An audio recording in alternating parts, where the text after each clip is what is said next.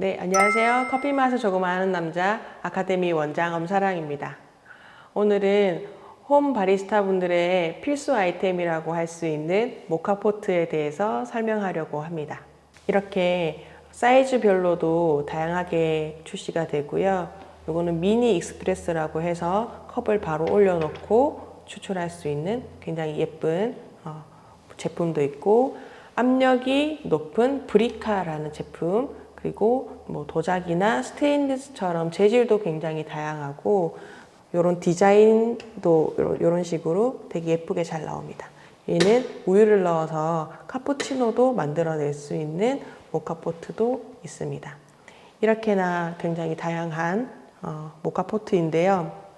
연한 농도의 핸드드립 커피에 우유나 크림을 타면 마치 라떼에 물을 탄 듯이 굉장히 밍밍한 커피가 추출되기 때문에 집에서는 라떼를 드시려면 진한 농도의 에스프레소가 필요합니다.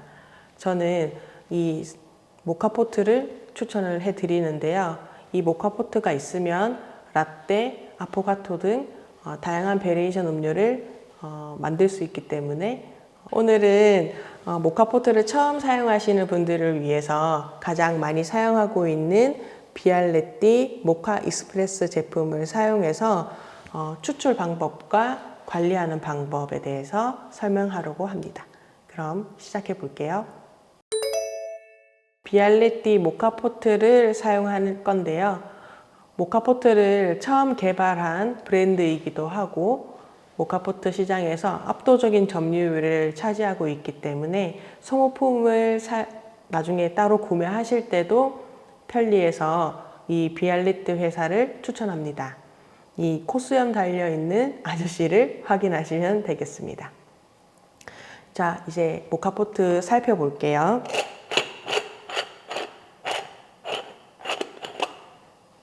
이렇게 해체를 하면 물을 담는 이 부분을 보일러라고 합니다. 그리고 커피 가루를 담는 바스켓, 잠궈서 불에 끓이게 되면 이 에스프레소가 요 위에 담기게 되는데요. 이 부분을 컨테이너라고 합니다. 이렇게 어떤 디자인이건 어떤 회사건 모카포트의 구조는 거의 같습니다. 하지만 분해했을 때 유일한 소모품이 하나 있는데요. 이 가스켓 부분입니다. 이것은 보일러와 컨테이너를 결합했을 때 압력이 새지 않게끔 하는 장치인데요. 이 부분은 나중에 이렇게 흔들었을 때 저절로 톡 떨어진다면 그때는 교체 시기가 다 된 겁니다. 저는 몇 년째 사용하고 있는데 아직 교체하진 않았어요. 이 모카포트는 가스레인지, 하이라이트, 그리고 모카포트 전용 버너 등 거의 모든 화구에서 사용이 가능하신데요. 가정에서 사용하실 때는 가스레인지 위에 이 원형 걸쇠를 사용을 하셔야 됩니다. 이 모카포트 지름이 너무 작기 때문에 가스레인지 위에 올라가지 않는다면 그 가스레인지 위에다가 원형 걸쇠를 여기다 이렇게 올려놓고 모카포트를 올려놓으시면 되는데요. 이때 원형 걸쇠의 귀퉁이 부분에 모카포트를 두셔서 사용을 하셔야 됩니다. 너무 중간에다 두시면 불이 넓기 때문에 손잡이가 녹을 수 있거든요. 그래서 귀퉁이에 이렇게 해서 손잡이가 불에 녹지 않게끔 이렇게 위치해서 사용하시면 되겠습니다. 혹시 인덕션을 사용하고 계신다면 인덕션 전용 모카포트를 따로 구매하시거나, 아니면 인덕션 어댑터를 인덕션 밑에 깔아놓고 일반 모카포트를 사용하시는 것을 추천합니다. 자, 그럼 모카포트 추출 시작해 볼게요.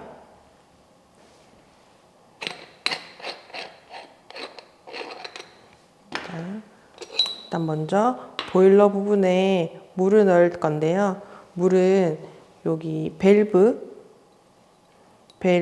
밑에까지 물을 붓겠습니다. 이 밸브는 외부 공기와 보일러 내부의 압력을 조절하는 장치여서 물이 밸브를 잠기게 물을 너무 많이 붓게 되면 추출이 되지 않습니다. 꼭 주의해 주시고 그 다음에 이 바스켓 부분을 넣겠습니다. 넣고 이때 커피 가루를 부을 건데요. 이때 커피 분쇄 입자는 에스프레소 머신에 들어가는 분쇄 입자보다는 조금 굵은 설탕 정도의 입자를 사용하시면 되겠습니다. 그리고 또 주의하실 점은 모카포트는 에스프레소 머신보다 압력이 낮기 때문에 탬핑 하듯이 꾹 누르게 되면 물이 뚫고 올라올 수가 없습니다. 그래서 다지실 때는 이 정도로만 다져주시고 꾹꾹 누르는 동작은 하지 않는 게 좋습니다. 그 다음에 컨테이너를 잠글게요. 이때 잠글 때도 굉장히 세게 잠궈 주셔야 나중에 에스프레소가 이 사이로 새지 않습니다. 있는 힘껏 잠궈 주시고 모카포트용 버너를 사용하도록 하겠습니다. 네. 준비된 모카포트를 올려놓고 물이 팔팔 끓을 수 있도록 가장 센 불로 진행할게요.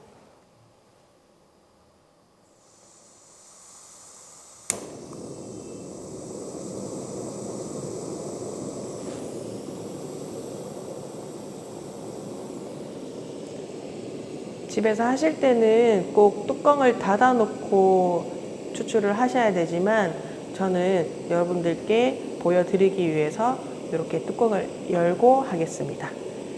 집에서는 추출이 다 완성이 되면 이 에스프레소가 튈 수 있거든요. 그래서 꼭 뚜껑을 닫고 진행해 주세요.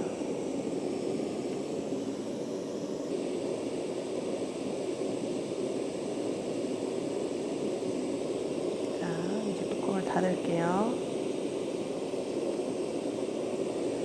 주둥이 부분에 수증기가 올라오면서 자세히 들었을 때 보글보글 소리가 들리면 불을 끄고 즐겨주시면 되겠습니다. 네. 그러면은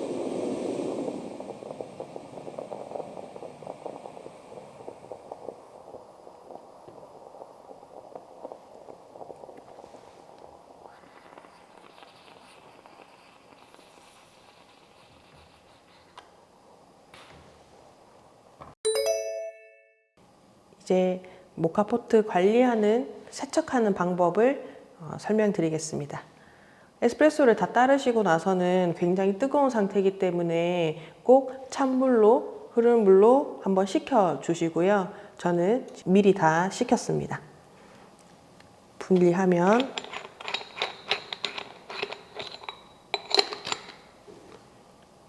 이렇게 추출이 다 완료된 바스켓이 있을 거고요. 뒤집어 주셔서 이 부분을 이렇게 쓰레기통에 탁탁 때려서 버려버리면 이 바스켓이 찌그러질 수 있어요. 그래서 여기가 찌그러지면 이 사이로 압력이 새서 사용할 수 없기 때문에 꼭 버리실 때는 조심히, 저는 여기다가 이렇게 불어주시면 이 커피 찌꺼기가 깔끔하게 떨어집니다. 이거를 건조하셔서 방향제로 사용하셔도 좋습니다. 그런 다음에 꼭 그 부드러운 수세미로 바스켓과 그리고 컨테이너 안쪽, 그러니까 원두에 기름이 묻어 있는 이 두 부분만 물로만 씻어 주셔도 괜찮습니다. 거친 수세미로 퐁퐁칠을 하시면 이 코팅이 다 벗겨져서 이 모카포트의 수명이 굉장히 짧아지게 되니까요. 그렇게 하는 거는 추천하지 않고요. 그리고 뒤집었을 때 이 부분도 부드러운 천이나 수세미로 닦아 주시기만 하면 되는데 간혹 가다가 날카로운 걸로 이 커피 가루를 일일이 다 제거를 하게 되면 이 가스켓이 또 손상이 되기 때문에 굳이 그렇게까지 하실 필요는 없습니다.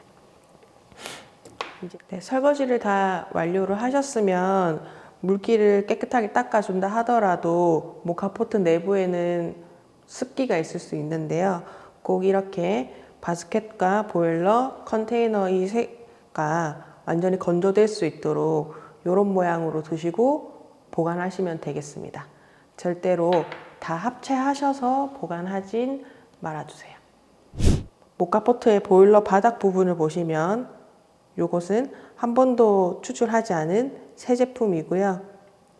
이렇게 깔끔한데 몇 번 사용을 하다 보면 이런 식으로 바닥이 거뭇거뭇한 모습을 보일 텐데, 이것은 커피가 역류를 하거나 커피 가루가 조금 들어가서 착색된 모습이어서 사용하시는 데는 크게 무리가 없습니다.